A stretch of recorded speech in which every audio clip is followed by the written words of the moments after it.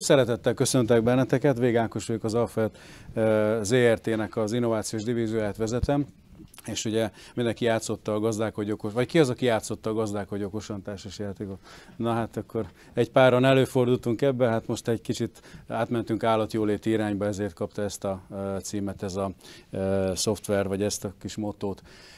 Telepi adatgyűjtés az antibiotikum felhasználásról. Miről szól ez a történet? Ugye elindult most már 3 éve az a feladat, hogy az állattartó telepeken az antibiotikum használatot nyomon kell követni, mind a rendelés, mind a készletezés, mind a felhasználás, és a végén jelentést kell írni róla. Állatorvos kollégák vagy telepen dolgozó kollégák ezt tapasztalják. A Magyarország ugye ezáltal górcső alá kerül, és sok tekintetben górcső alatt vagyunk, tehát szakmailag biztosan nem akarunk górcső alá kerülni, tehát a hatóság, az állategészségügyi vezetés, államtitkári miniszteri szintén mindent megtett azért, hogy az antibiotikum csökkentésnek lehetőséget és teret biztosítson, és valóban jól is haladtunk benne, tehát aki a mostani jelentéseket megnézi, látja, hogy már a középmezőnyben vagyunk, és vannak nálunk sokkal rosszabb országok is, tehát ez a cél irányába tudunk dolgozni. Mivel kell foglalkozni, mi van ennek a hátterében? Létrejött 2019-ben az Európai Uniónak egy új rendelete, amely az állategészségügyi, állatgyógyászati készítményekről szól, és ezen belül a kötelező adatgyűjtésnek adtak egy jogi hátteret. A magyar jogszabályi háttér pedig a 128-as rendelet módosításával, sőt az infótörvény és a élelmiszerlánc felügyeleti törvény módosításával valósult meg. Ennek az volt az alapja, hogy amikor jött a Covid, akkor ugye az állatorvosi vényeket jött egy ilyen ukásza a nébikből, hogy elfogadják, ha beszkennelik az állatorvosi vényeket, és akkor mondtam, hogy hát ez nem annyira 21. századi technológia, hogy akkor mi nem csináljuk meg az elektronikus vény rendszerét. Ennek a jogszabályi hátterét megteremtették, és nagyon büszke vagyok rá, hogy az ötletemből végül is jogszabályi háttér is lett és megvalósult, tehát az elektronikus vények azért működnek Magyarországon, mert ezt így meg lehetett valósítani. Nem kell összekeverni a humán elektronikus vény rendszerrel, az egy állami rendszer, ez pedig egy magánrendszer, amelynek keretében ez működik. Még egy fontos változás történt, a KAP támogatások keretében az idei évtől beletették a szoftveres háttérbiztosítási lehetőségét, ami azért nem hátrány, hogy állami szinten is, sőt támogatás szinten elismerik azt, hogy az antibiotikum használat nyomon követése és ennek a szoftveres háttere az egy fontos történet.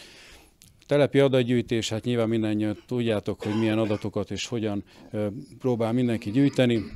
Különböző állattartó telepi szoftverek vannak különböző célokból, ebből amit mi a középpontba tettünk, az állategészségügyi menedzsment. Hogy hogyan épül föl, az alapvető logikája az, hogy van egy állománymenedzsment, minden egyes egyrészt benne van minden fontos állatfaj, tehát van szarvasmarhára, sertésre, házityúkra, azon belül van tojótyúk is, meg broiler, illetve pulyka is, nevelés is beleférhet, tehát minden állatfajra külön lehet gyűjteni, és minden egyes állomány kap egy ilyen kis kártyát, és ezeken a kártyákon lehet nyomon követni az állománynak az életét. Az állomány menedzsment megvalósult, tehát bekerülés, kikerülés, áthelyezés, összevonás, szétválasztás, különböző szakmai adatok nyomonkövetésére lehetőség van. Tehát ez adja az alaplogikáját, amihez fölfűztük az állategészségügyi programoknak a menedzselését.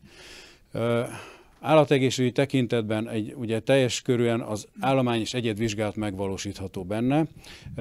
Itt az állategészségügyi, állatorvosi szakmai szabályok szerint mentünk végig, és az alapján lehet ezt a vizsgálatot elvégezni. Minden egyes vizsgálathoz és kezeléshez tartozik egy kórlap, és akkor azon külön gyűjtjük az adatokat elektronikusan.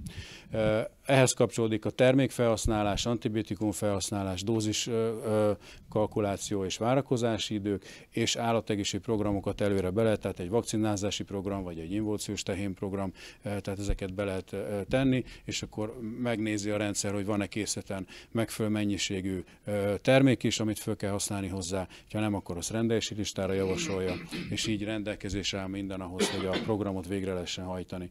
Hogyan néz ki? Ugye itt látszik, hogy a szakmaszabály szerint azonosítás, kórelőzmény, jelen állapot, diagnózis, stb. Ezeket föl lehet vinni, előre betáplált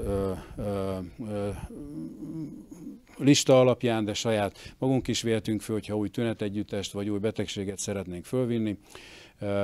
És akkor itt látszik, hogy különböző vizsgálatokat hogyan lehet elvégezni rajta, ezeknek az adatait hogyan lehet felvinni. Itt látszik a csoport, és akkor a korlapon történik az összesítés. A külön felületet csináltunk az intradermális tuberkulin-vizsgálatnak az elvégzéséhez, annak, hogyha millimétereket beírják, ugye, akkor az alapján nyomon lehet követni, hogy melyik kategóriába tartozik a tehén. Ehhez kötődik, hát ha fölvittünk egy teljes korlapot, ahhoz lehet kötni a gyógykezelést. Ugye a gyógykezelés az lehet egyedi és lehet csoportos, ki kell választani, van egy jelölőmező, aki lehet választani, hogy egyedi vagy az egész állományt kezeljük, és akkor különböző kezelés típusokat, nem csak gyógyszeres lehet felvinni. A gyógyszeres kezelésnek az alapja egy gyógyszer adatbázis, amivel egyrészt a teljes saját adatbázisunkat beletettük, másrészt folyamatosan lehet frissíteni, sajátot is fölvinni, illetve a rendelések alapján automatikusan ráfrissül a rendszerre, és akkor az alapján ki kell választani a megfelelő terméket, csak olyat lehet kiválasztani, ami készleten van. Ugye hát előfordul, hogy valaki elfelejti fölvinni készletet, de akkor ott helyszínen is föl lehet vinni, tehát változtattunk a szoftveren, és akkor helyszínen is föl lehet vinni. Dóziskalkulátor kiszámolja, hogy mennyit kell adni az adott állatcsoportnak vagy állategyednek, és utána ezt föl lehet használni, ezt a mennyiséget. Hogyan kerül készletre?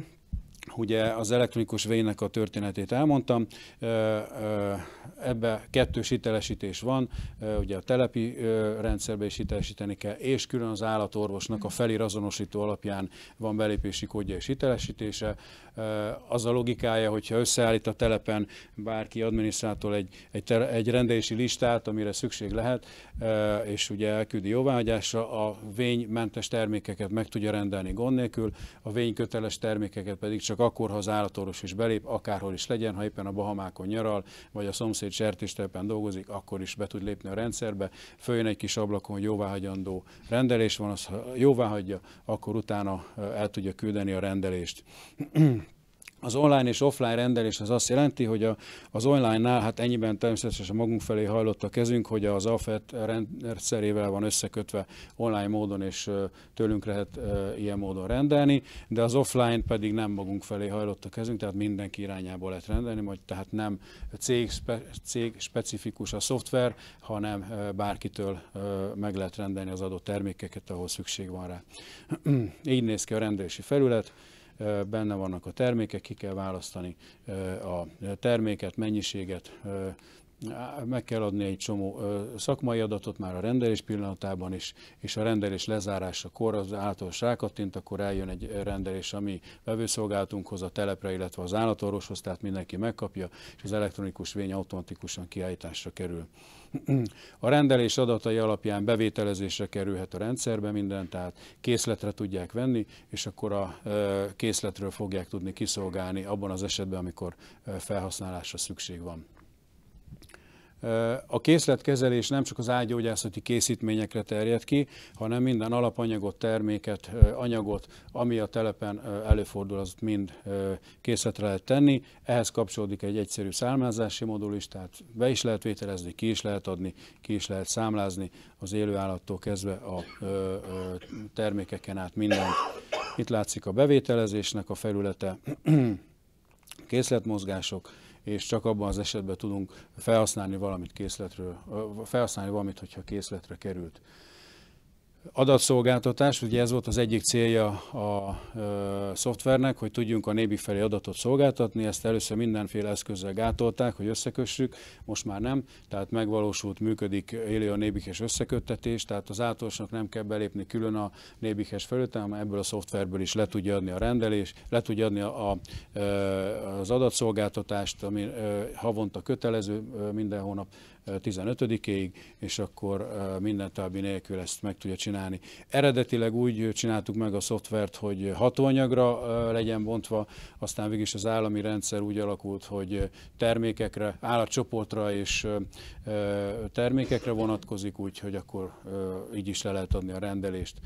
Csináltunk egy háttérmegfelelési táblát, hogy a NÉBIK-es állatcsoportok hogyan felelnek meg a mi általunk szakmai jónak gondolt állatcsoportoknak, tehát ezt azt a rendszerindításakor be kell táplálni, és akkor minden további nélkül ezek használhatók, és akkor itt egy gombnyomásra el lehet küldeni az adatokat a Nébiknek a rendszerébe.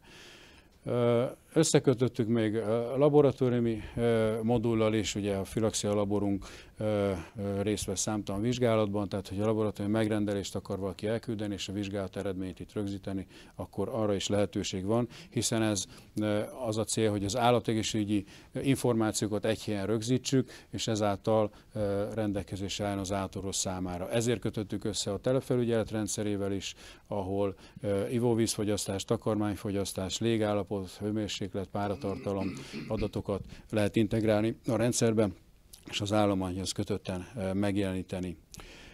Itt ugye a laboratóriumi megrendelő felület, hát itt külön vagy direkt megrendelést nyilvánvalóan a filaxia labor felé lehet leadni a rendszerből.